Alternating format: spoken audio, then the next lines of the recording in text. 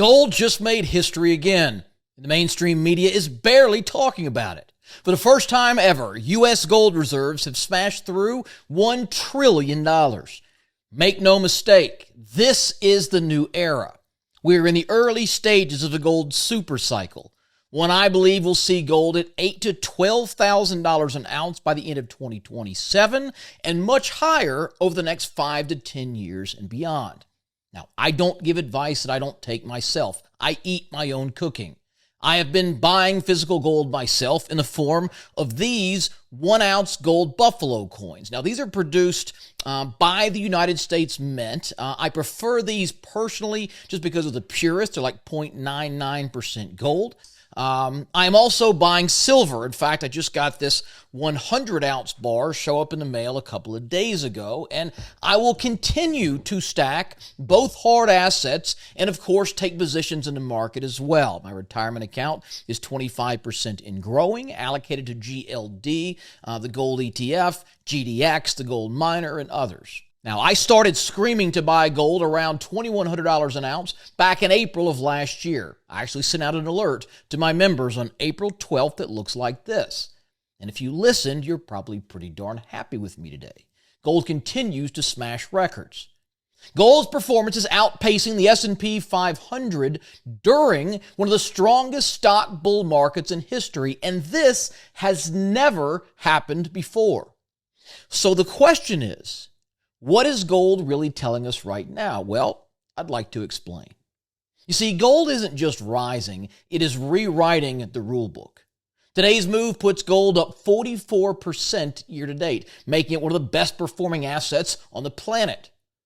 It is up 3.5 times more than the S&P 500, even as the stock market is enjoying one of its strongest bull runs in history. And that is not supposed to happen. Traditionally, gold is the safe haven asset. It shines when markets are in crisis, 2008, 2020, moments of fear and panic. But when stocks are rallying, gold usually cools off. That's been the pattern for decades. But right now, the exact opposite is happening. Stocks are surging and gold is exploding higher. Now, this rare alignment tells us something deeper is going on under the surface of the global economy. Something powerful enough to break decades of market behavior and precedent. Now, gold isn't just having a good year. It is on track to deliver its best year since 1979. That was more than 4 decades ago, during a period when U.S. inflation was running above 11%. Oil shocks rattled the world, and investors piled into gold as a last line of defense. So not even the 2000 dot-com bust, the 2008 global financial crisis, the 2020 pandemic meltdown, in none of these three, the most devastating market shocks in modern history, did we see gold rise by more than 40% in a single year. Yet here we are in 2025 with gold set to smash through that barrier. Now, this surge has pushed the value of U.S. gold reserves to a staggering $1.1 trillion, cementing America's position as the world's dominant holder of gold. We have more than twice that of Germany, the second largest holder, and more than the combined reserves of China, France, and Russia. What we are witnessing is not just a price move, it is a historic revaluation of gold's role in the global financial system. Now, the U.S. currently controls approximately 8,100 metric tons of gold, and this stockpile of reserves underscores the strategic value the U.S. continues to place on gold as a core monetary asset. The U.S. Treasury Secretary, Scott Bessent, is on record just months before his appointment stating that gold is his largest position. And Bessent is a former hedge fund manager. He is a finance guy. He knows more about global economics than almost anyone on the planet, and he is backing the truck up on gold. Now, U.S. buying is not an isolated trend. Central banks across the globe have been steadily increasing their gold allocations, reversing decades of relative neglect. Purchases by sovereign monetary authorities have become one of the most consistent sources of demand in the global gold market. And this signals a clear shift in reserve management strategy toward hard assets as trust in fiat currencies weakens. In just the second quarter of 2025, world central banks added another 166.5 tons of gold to their vault. Now, that's not a small uptick. That is a surge, roughly 41% higher than the average quarterly purchase during the entire last decade. Stack that with the first quarter, and central banks have already bought 415 tons of gold just in the first half of 2025 alone. That makes this the third largest first half buying spree on record. These aren't retail traders. These aren't hedge funds making speculative bets. These are institutions that run the global monetary system, quietly shifting hundreds of billions and trillions of dollars into gold. The question is why? Central banks are signaling with their actions what they don't want to say out loud. They do not trust the stability of the current financial system. This is why I always say, follow the money. They see inflation lingering. They see the U.S. dollar weakening at its fastest pace since the end of Bretton Woods. And they see governments building record loads of debt, which is a recipe for future instability. So instead of parking their reserves in currencies that are being actively debased, devalued, they are buying hard money, gold. This is not just a hedge. It is a global vote of no confidence in fiat currency. The reality is this. Global monetary policy has completely pivoted. In the past 12 months, central banks around the world have slashed interest rates a staggering 168 times. That's the third highest number of cuts in an entire year this century, signaling just how desperate these policymakers have become to stimulate slowing economies. Now, for context, the last time we saw this kind of rate-cutting frenzy was in June 2020, at the peak of the pandemic crisis. Cumulative cuts hit 196 in a single year. Now, that was understandable. The world had literally shut down. Central banks were in emergency mode. But there is a critical difference today. These cuts aren't happening because inflation has been tamed. Far from it.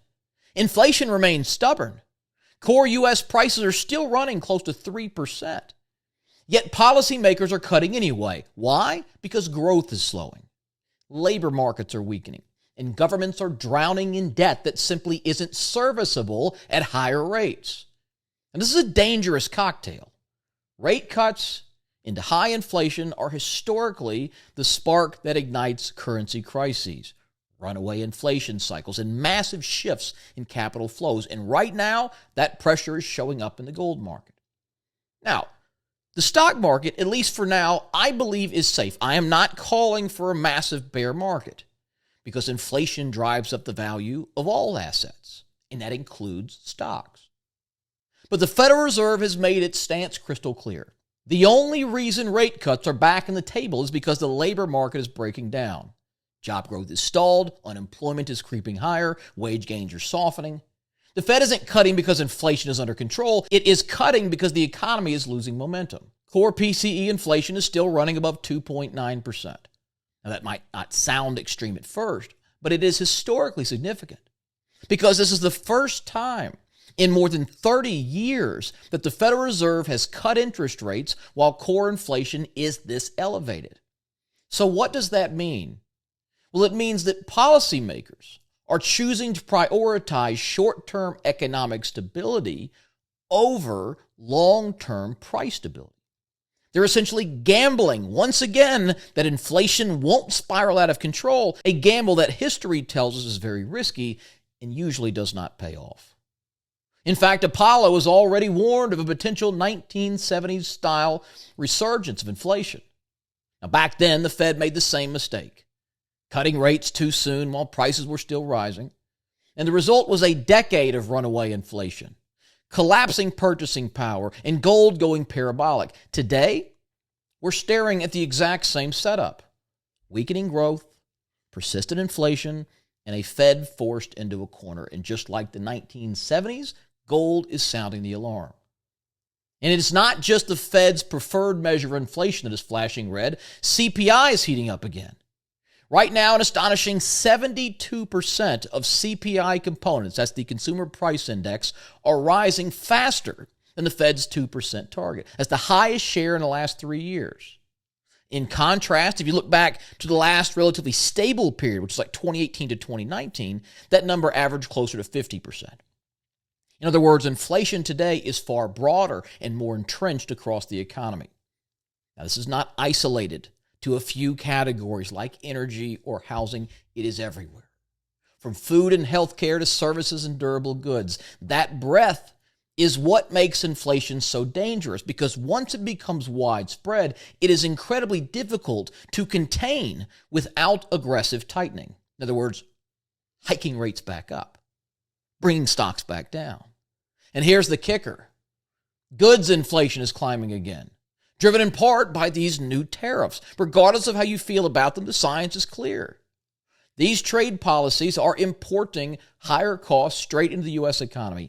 Every tariff acts like a tax on consumers and businesses. It pushes prices higher. It squeezes margins.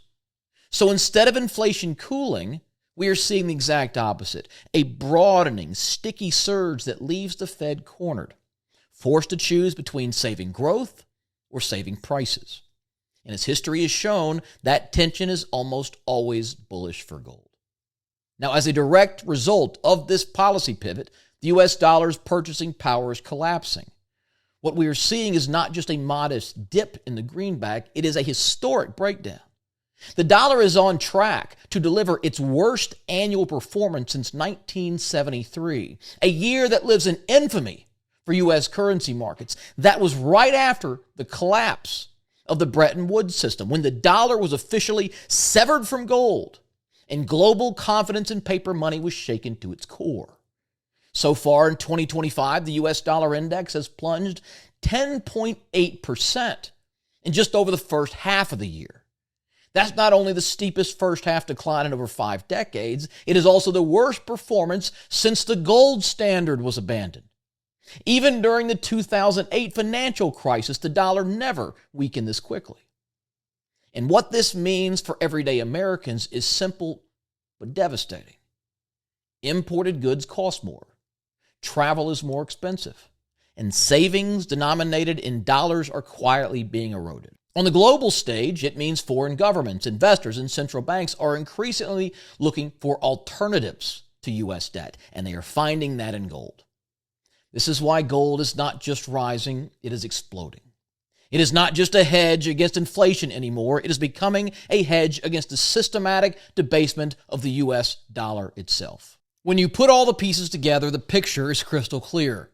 A weaker U.S. dollar, a surge in economic uncertainty, inflation running hotter than the Fed's target, and a wave of global rate cuts. This combination is extremely rare and extraordinarily bullish for hard assets. It is the kind of setup traders dream about. And that is exactly why both gold and Bitcoin have delivered historic gains. Since January 2023, gold has climbed more than 110%, breaking through levels most analysts thought were years away. And Bitcoin, it surged an astonishing 568%, proving that investors are rushing to assets outside the traditional financial system. What we are witnessing is not just a short-term rally.